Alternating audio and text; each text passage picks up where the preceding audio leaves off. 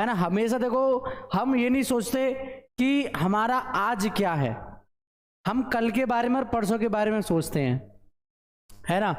हम कल के बारे में और परसों के बारे में ज़्यादा सोचते हैं। ऐसे ही आज हमने क्या तैयार किया, कितना पढ़ा, मैटर नहीं करता। मैटर ये करता है कि बोर्ड एग्जाम में किस तरीके का पैटर्न आएगा, कैसे हमको कॉपी लिखनी है, किस क्वेश्चन का कैसे आंसर देना है, किस टॉपिक को कितना टाइम देना है। ये जो थिंग्स हैं, जो थॉट्स हैं, ये माइंड में घूमते रहते हैं, बार बार विचार जो आते हैं घूमते रहते हैं। ये कहीं ना कहीं आपको बहुत ज़्यादा परेशान करते हैं, है ना, डिस्टर्ब करते हैं, डाइवर्ट करते हैं। तो मैं इन चीज़ों को क्लियर करा देता हूँ। अभी ये बता रहा हूँ कि किस तरीके से आपका पेपर पैटर्न आएगा। कल एक और वीडियो आएगा जिसमें पता चलेगा आपको कि हिंदी में किस तरीके से या अदर सब्जेक्ट में किस तरीके से कॉपी लिखनी चाहिए और क्या क्या हमको उस समय चीज़ों का ध्यान रखना चाहिए जब हम बोर्ड एग्जाम में कॉपी लिख रहे हों। ठीक है, चलिए गुड इवनिंग। जो कि आपको एग्जाम में सबसे पहले इस तरीके से देंगे, बंगाल का अकाल की विद्या है, ऑब्वियसली डायरी है इसका आंसर। ठीक है, इसका सबको आंसर पता भाई, डायरी है। ये मैंने आपके बहुविकल्प प्रश्न जब कराए थे, ऑब्जेक्टिव क्वेश्चन जिनको एमसीक्यू कहते हैं जिनको, ठीक है, ये मैंने एग्जाम में कराए हैं, उसके सॉरी ऐप में कराए हैं आपको, है ना। बहुत ज़्यादा क्वेश्चंस कराए हैं, गद्य और काव्य दोनों के। ठीक है, इसका ये आंसर है, ये टिक हो गया। ये मेरे को सीधा सीधा आंसर लिख देना, मैंने क्वेश्चन लिखा, मैंने आंसर लिखा, मेरा 1 नंबर यहाँ पर सेट हो गया। इसी तरीके से इसी पैटर्न पर सेम मेरे को 10 प्रश्न और मिलेंगे। ठीक है, ये देखा, दूसरा आया, तीसरा आया, चौथा आया, पांचवा आया, छठवां आया, 7, 8, 9, 10, इस तरीके से हमारे ये 10 प्रश्न आते हैं। बहुविकल्प प्रश्न सेम इसी पैटर्न, अमर खुसरो की रचना है। ठीक है, इस तरीके से हमारे 10 प्रश्न आए, 10 क्वेश्चन आए, हमने 10 क्वेश्चन के जवाब दिए, 10 नंबर हमारे यहाँ पर हो जाते हैं सेट, एकदम तैयार। ठीक है, के एमसीक्यू आएंगे, यानी कि आपके ऑब्जेक्टिव क्वेश्चन। देखते जाना, ये आपका खंड का में से आएगा, किस में से आएगा, ये आपका खंड का में से आएगा, इस चीज का ध्यान रखना। खंड का में से आपके सबसे पहले एमसीक्यू आएंगे 10 नंबर के। उसके बाद आपके सामने देखने को मिलेगा गद्यांश, जो कि मैं चैप्टर्स को पूरा ना एक साथ पढ़ाकर, यानी कि कहीं की ईट कहीं का रोड़ा, भानुमति ने कुंभा जोड़ा, मतलब पूरे की पूरी चैप्टर को एक साथ ना पढ़ाकर मैं गद्यांश में उनको डिवाइड कर देता हूँ। तो देखो आपको गद्यांश देखने को मिल रहे होंगे, बड़ी प्यार से गद्यांश देखने को मिल रहे हैं। इस तरीके से गद्यांश की माता अपने सब पुत्रों का वो समान भाव से चाहती है, इस प्रकार पृथ्वी पर बसने वाले जन बराबर हैं, उनमें ऊंच नीच का भाव नहीं है। जो मातृभूमि के उदय के साथ जुड़ा हुआ है वह सम्मान अधिकार का भागी है। पृथ्वी पर निवास करने वाले जनों का विस्तार अनंत है। बार बार पृथ्वी की बात आ रही है, पुत्र की बात आ रही है, प्रकृति की बात आ रही है। तो ये हमारा कौन सा चैप्टर है, कमेंट में बताओ मेरे को। चलो कमेंट में बताओ किस चैप्टर से हमारा लिया गया है। इसी से इसके 5 प्रश्न आएंगे।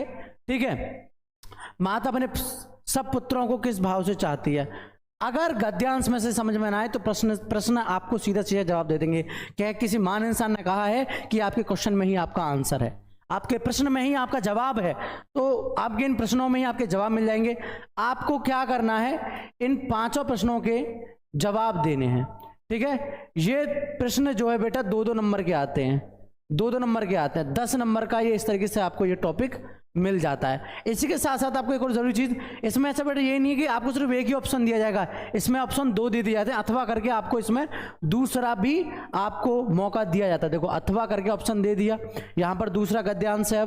अब इस गद्यांश के 5 प्रश्न अलग होंगे, अगर उसके तैयार हैं तो उसका जवाब दे दीजिए, इसके तैयार हैं तो आप इसके जवाब दे दीजिए। ठीक है, 10 नंबर आपको एग्जामिनर आराम से दे देंगे, बड़े प्यार से। लेकिन कब, जब आपकी कॉपी लिखने में बहुत ही सरलता होगी। सरलता समझते हो ना, बहुत ही आसान सी भाषा में, ये नहीं है कि घुमा फिराकर कॉपी को भरना। आपकी कॉपी में सरलता होगी, आपकी हैंडराइटिंग यानी कि आपकी राइटिंग साफ होगी, लिखावट जो है आपकी। और दूसरा आपका जो पैटर्न है वो ऐसा होना चाहिए कि जब एग्जामिनर आपकी कॉपी चेक करे तो वो आपकी तरफ अट्रैक्ट हो जाए। ठीक है, चलो ओके। राष्ट्र का स्वरूप, बहुत बढ़िया बहुत बढ़िया। ऐसे ही प्यारे और समझदार बच्चों की मुझे जरूरत है। सोनाली कुमारी गुड इवनिंग बेटा। चलिए भोजपुरी साहब कैसे, गुड इवनिंग सर, आप कैसे। मैं ठीक हूँ भाई, भोजपुरी स्टेटस बढ़िया। चलिए ठीक है, इसके बाद आपका आता है काव्य का पोर्शन। ठीक है, दिए गए पद्यांश पर आधारित निम्नलिखित प्रश्नों के उत्तर दिए। चांदनी रात का प्रथम पहर, हम चले नाव लेके सत्वर, सिकता की सस्मिति, सीपी पर मोती की ज्योत्सना रही विचर, लो पाले चढ़ी उठा लंगर, मृद मंद मंद मंथर मंथर, है ना। चांदनी रात का प्रथम पहर है। और हमारे जो सुमित्रानंदन पंत जी हैं वो इसमें निकल चुके हैं अपनी नाव को लेकर मस्त नहर में, नदी में, जहाँ पर वो देख रहे हैं कि पानी एकदम शांत है। अगर उसमें कुछ चीज़ देखना चाह रहे हैं तो बिल्कुल वो आईने की तरह दिखाई दे रही है ना। तो इस तरीके से इसमें कुछ है, पूरा नहीं बताऊंगा क्योंकि इतना टाइम नहीं है, इसको पूरा सॉल्व करने बैठूंगा तो 3 घंटा लग जाएगा, सिवाय मैं आपको पेपर पैटर्न समझा रहा हूँ, ठीक है। तो इस तरीके से आपको इसमें भी 5 प्रश्न आ जाएंगे। सेम वही पैटर्न है, 2-2 नंबर के प्रश्न हैं, 2-2 नंबर के प्रश्न हैं, 2-2 नंबर के प्रश्न हैं, 10 नंबर का ये आपका टॉपिक इस तरीके से आता है। उसके बाद में आपका अथवा करके इसमें भी ऑप्शन दे दिया जाता है, इसमें भी आपके 5 प्रश्न आ जाते हैं। 10 नंबर के ऑब्जेक्टिव क्वेश्चन, 10 नंबर के गद्यांश और 10 नंबर के आपके पद्यांश। अब तक जो हमने जाना वो 30 नंबर का पेपर बड़े प्यार से हमने जान लिया, ठीक है। टोटल हमको 20 क्वेश्चंस के जवाब देने हैं शुरुआत में और हमारे पास 30 नंबर हो जाएंगे। 20 क्वेश्चन जवाब बहुत ही आसानी से दे पाओगे, ज़्यादा बड़े नहीं हैं। 10 क्वेश्चन तो ऐसे जिनको सिर्फ एक एक लाइन में जवाब देना है, एक एक शब्द में। उसके बाद बाकी के जो 10 हैं उनके जवाब ज़्यादा 2 से 3 लाइन में ख़त्म कर देने। इतना सिंपल जवाब नहीं दे पाओगे तो बेटा आप कुछ नहीं कर पाओगे, ठीक है। निम्नलिखित में से किसी एक लेखक का साहित्यिक परिचय। अब यहाँ बात आ रही है लेखक की, ठीक है। अब यहाँ पर सिर्फ एक लेखक का देना, चाहे डॉक्टर हजारी प्रसाद द्विवेदी का दे दीजिए, डॉक्टर APJ अब्दुल कलाम का दे दीजिए, या फिर डॉक्टर वासुदेव अग्रवाल का दे दीजिए। डॉक्टर APJ अब्दुल कलाम का देखो हमारे को शुरुआत से बताया जाता है, हम जब 2nd क्लास में होते हैं तो उनके बारे में हम पढ़ते हुए आते हैं। 2nd क्लास में जब मैं था तो इनके बारे में एक चैप्टर था, मैं उनके बारे में पढ़ता था, ठीक है। तो आराम से इनके बारे में लिख पाओगे। साहित्यिक परिचय में इनके साहित्यिक योगदान की, इन्होंने हमारे देश के प्रति क्या क्या किया। इन्होंने एक छोटे से घर से निकलकर एक राष्ट्रपति बनने तक का सफ़र, फिर एक मिसाइल मैन, फिर इन्होंने बुक्स छापी, है ना, इन्होंने अपनी बहुत सी रचनाएं की, ये सब, ठीक है। इसके बाद आपका आता निम्नलिखित में से किसी एक कवि का साहित्यिक परिचय देते हुए उनकी प्रमुख रचनाओं का उल्लेख कीजिए। वो था लेखक का, ये है कवि का, ठीक है। तो इनमें से किसी एक का दे दीजिए। महादेवी वर्मा का बहुत सिंपल होता है, आप आराम से दे पाओगे, ठीक है। 5 नंबर का आपको बेटा ये आ जाएगा, 5 नंबर का आपको लेखक का आ गया, 10 नंबर का आपका ये होता है परिचय, साहित्यिक परिचय आता है, साहित्यिक योगदान आता है 2 आपको करने होते हैं। इस तरीके से 40 नंबर का पेपर हमने अब तक जाना। उसके बाद सिंपल पंचलाइट अथवा ध्रुव यात्रा कहानी का सारांश लिखिए।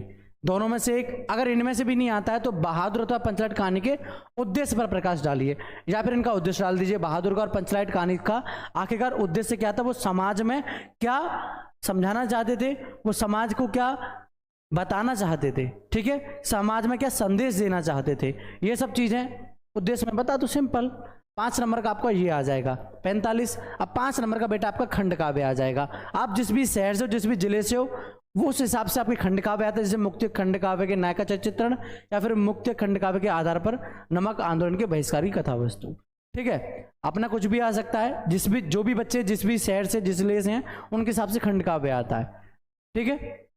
आपको इतना कर देना है। खंड काव्य होते हैं बेटा आपके खत्म यहाँ पर।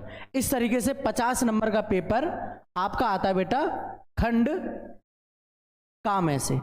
खंड काम ऐसे आपका बेटा 50 नंबर का पेपर आता है। बहुत सिंपल है ना, कहानी से लिखनी है, कुछ ज्यादा फोर्स नहीं करना है, ना ज्यादा दिमाग दौड़ाना, एक कहानी लिखनी है, कर लोगे। अब आते हैं संस्कृत की बात, ठीक है। संस्कृत है, इसमें आपका ना ही प्रश्न आते हैं, इसमें आपको सीधा सीधा इनका हिंदी अनुवाद करना होता है, ठीक है। तो गद्यांश में भी आपको ऑप्शन दे दिए जाएंगे, 2 सेम उसी पैटर्न पे हैं, ऑप्शन दे दिए जाएंगे। किसी इसमें से और इसमें से किसी एक का हिंदी अनुवाद करना है, सिंपल। आपको यहाँ पर इसके बेटा 7 नंबर मिल जाएंगे, 7 नंबर मिल जाएंगे इसके आपको बड़े प्यार से। पर 5 नंबर इसमें आपके बेटा हिंदी अनुवाद के रहते हैं, 5 नंबर आपके इसमें इसके रहते हैं हिंदी अनुवाद के, और 2 नंबर रहते हैं बेटा आपके श्लोक के, 2 नंबर रहते हैं इसमें आपके श्लोक के या फिर संदर्भ के कह सकते हो, ठीक है। इसके बाद आपका आता है इसमें श्लोक, 2 आपके श्लोक आएंगे, इसमें किसी एक का जवाब दे देना है, आपका सिंपल हो जाएगा। उसके बाद स्टार्ट होती है आपकी बेटा व्याकरण, ठीक है। खंड खा में अब आपके होते हैं व्याकरण स्टार्ट, 7-7 नंबर के आते हैं उसमें भी दोनों। 14 नंबर की संस्कृत आती है, ठीक है, नोट कर लेना साथ के साथ। Yes sir, all clear, good, very good Ayush. चलिए, आप पुराने स्टूडेंट हो ना, मुझे पता है। ठीक है। निम्नलिखित मुहावरा और लोकोक्तियों में से किसी एक का अर्थ लिखकर वाक्य प्रयोग कीजिए। ठीक है, आपको यहां पर एक का जवाब देना है और आपको यहां पर 2 नंबर एग्जामिनर बड़े प्यार से दे देंगे। ठीक है, एग्जामिनर आपको यहां पर 2 नंबर बड़े प्यार से देंगे। देखो, निम्नलिखित मुहावरा और लोकोक्ति में से किसी एक का अर्थ लिखकर वाक्य प्रयोग कीजिए। पहाड़ टूट जाना, गागर में सागर भरना, आम के आम गुठलियों के दाम, ना रहेगा बांस ना बजेगी बांसुरी। चारों में से किसी एक का जवाब दो और 2 नंबर अपने साथ ले जाओ और उसका वाक्य प्रयोग करो। ठीक है, उसके बाद निम्नलिखित शब्दों के संधि विच्छेद के सही विकल्प चुनिए। ठीक है, आपको यहाँ पर 3 संधि विच्छेद दे दिए जाएंगे, आराम से उसका जवाब दीजिए और 3 नंबर आपके संधि विच्छेद के मिल जाएंगे। 2 नंबर के मुहावरे, 3 नंबर के संधि विच्छेद, 5 नंबर का। ये आपके फिर एक लाइन के प्रश्न रहेंगे, ज्यादा नहीं रहेंगे, 1 मिनट भी नहीं लगेगा। अगर आपको उनके आंसर्स पता है तो आप उनके आंसर्स पता कब टिक कर सकते हो, जब आपको 15 मिनट पेपर पढ़ने के लिए दिए जाते हैं ना, तो आप ऑप्शन वाले आंसर्स तो वहीं टिक कर सकते हो आराम से। ठीक है, उसके बाद में विभक्ति पहचान, ये सब 2-2 नंबर के टॉपिक है। निम्नलिखित शब्द युग्मों का सही अर्थ चयन कीजिए। कठोर और आदमी, है ना, पुरुष पुरुष, बताइए इनमें से जवाब क्या है, ये मैंने पढ़ाए थे। जगन जगन्य। ठीक है, 2-2 नंबर के जो आएंगे, बाकी के सब जितने भी प्रश्न आएंगे आपके सामने। ठीक है, निम्नलिखित वाक्यांशों के लिए एक शब्द का चयन कीजिए। किए गए उपकार को ना मानने वाला कौन होता है, बताया है ना मैंने, जवाब देना। जिसे क्षमा किया जा सके कौन है वो, बताइए। तो इस तरीके से आपके ये ऑप्शन वाले प्रश्न आएंगे। निम्नलिखित में से किन्हीं 2 वाक्य को शुद्ध करके लिखिए। ठीक है, अब ये 4 हैं, इन 4 में से 2 वाक्य शुद्ध करने हैं। 1 वाक्य को शुद्ध करने पर 1 नंबर आपको मिलेगा। श्री कृष्ण के अनेकों नाम है। प्रज्ञा गुणवान स्त्री है ना। गौतम की पत्नी का नाम अहिल्या था, प्राचार्य ने हस्ताक्षर कर दिया, आचार्य जी ने हस्ताक्षर कर दिए। ठीक है, ये हो गया एक तो सिंपल ही। प्रज्ञा गुणवान स्त्री है, गुणवान व्यक्ति के लिए होता है और स्त्री के लिए होता है गुणवती, है ना। प्रज्ञा एक गुणवती स्त्री है, यहां पर हो जाएगा सिंपल। इसका 1 का जवाब दिया, 1 नंबर इसका मिल गया, इसका जवाब दिया, 1 नंबर इसका मिल गया। 2 नंबर का मेरा ये टॉपिक होता है यहां पर खत्म। ठीक है,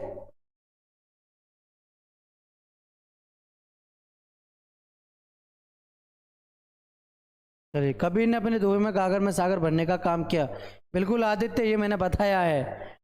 बिल्कुल बिल्कुल, बहुत बढ़िया, ऐसे बच्चों की जरूरत है। अब उसके बाद आते हैं आपके रस छंद व अलंकार, 2-2 नंबर के रहते हैं। करुण रस अथवा शांत रस की उदाहरण सहित परिभाषा लिखिए। ठीक है, श्लेष अलंकार अथवा उत्प्रेक्ष अलंकार का लक्षण एवं उदाहरण लिखिए। ठीक है, दोहा छंद और छोटा छंद का लक्षण और उदाहरण लिखिए। तीनों में क्या करनी है, तीनों की परिभाषा लिखनी है या फिर लक्षण कह लो, बात एक ही है। उदाहरण तीनों के देने हैं, अगर पूछे तो देना उदाहरण, ना पूछे तो उदाहरण के चक्कर में अपना टाइम वेस्ट मत करना। ठीक है, उसके बाद आपका आता है बेटा पत्र यानी कि लेटर, जो कि आपका एग्जाम में 6 नंबर का रहता है। ठीक है, जिला परिषद के अतिरिक्त मुख्य अधिकारी को हिंदी टनकर्ता के पद हेतु एक आवेदन पत्र, या फिर अपने मोहल्ले की साफ सफाई के लिए अपने नगर पंचायत अध्यक्ष को एक प्रार्थना पत्र, है ना। नगर निगम के लिए क्या लिखना है, पत्र लिखना है। 6 नंबर का आपका ये आएगा, 1 पेज पर ये हो जाएगा आपका। उसके बाद कम से कम 3 पेज का आपका बेटा जो आने वाला है वो रहेगा आपका निबंध। ठीक है, निबंध आपका ये बेटा 4 आएंगे, स्वच्छ 4 या 5 आएंगे। स्वच्छ भारत अभियान, कृषक जीवन की त्रासदी, अनियंत्रित भ्रष्टाचार कारणों निवारण, बड़े बेटियां पढ़े बेटियां, आधुनिक जीवन में कंप्यूटर का महत्व। इस तरीके से ये 5 आएंगे, 5 में से किसी एक का निबंध करना है और बेटा ये 9 नंबर का आएगा। ठीक है, इस तरीके से आपके ये टॉपिक्स हैं, ये कुल मिलाकर आपके बेटा 100 नंबर के आएंगे। थंबनेल पर मत जाना, थंबनेल पर थोड़ा गलत लिखा हुआ है, अब एडिट करके नहीं दिया है, थंबनेल में करने वरना आपको समझा देता। सर आप इतना अच्छा पढ़ाते हैं कि सब एक बार में ही समझ जाते हैं। गुड वानी चौहान, समझना भी चाहिए बिकॉज आपके पास समय नहीं है। ठीक है, दुनिया की दृष्टि से आपको लग रहा होगा कि मेरे पास पूरा साल है, लेकिन आपके पास पूरा साल नहीं बचा है, अब बहुत समय है। पढ़ने बैठोगे, अगर पर डे 1 चैप्टर तैयार करोगे, फिर भी लास्ट टाइम तक कुछ ना कुछ रह जाएगा। अब से पढ़ने बैठोगे, फिर भी बता रहा हूँ मैं, तो समय बर्बाद मत करो। और जिन बच्चों ने अब तक बेटा रैंकर बैच ज्वाइन नहीं किया है, वो बच्चे रैंकर बैच ज्वाइन कर लो, अभी भी आपके पास समय है। समय से सोना बना लो या फिर समय को सोने में गुजार दो। मात्र 1499 रुपये में आप इस रैंकर बैच को ज्वाइन कर सकते हो, जिसमें आपको सभी सब्जेक्ट की बेटा सबसे पहला लाइव क्लासेस रहेंगी, उसके बाद आपके नोट्स एंड PDF रहेंगे, PYP रहेंगे 3 साल के, यानी कि previous paper, model paper, books, important question with solution, ये सभी चीज आपको मात्र 1499 रुपये में smart study classes pro app में मिल जाएंगी। ठीक है, बाकी इस बैच की अधिक जानकारी के लिए आप 90 58 70 43 81 इस नंबर पर कॉल या व्हाट्सएप मैसेज कर इस बैच की पूरी जानकारी ले सकते हो। ठीक है, हाँ हिंदी का मॉडल पेपर है। ओके, इस तरीके से बेटा आपके 100 नंबर का ये पेपर था, बड़ा ही प्यार से, जो कि आपको समझना जरूरी था। ठीक है, चलिए सर जी इतना महंगा। बेटा नंदिनी मेहता, आप एक चीज बताइए, ऑल सब्जेक्ट का पूरे साल के लिए स्टडी मटेरियल है,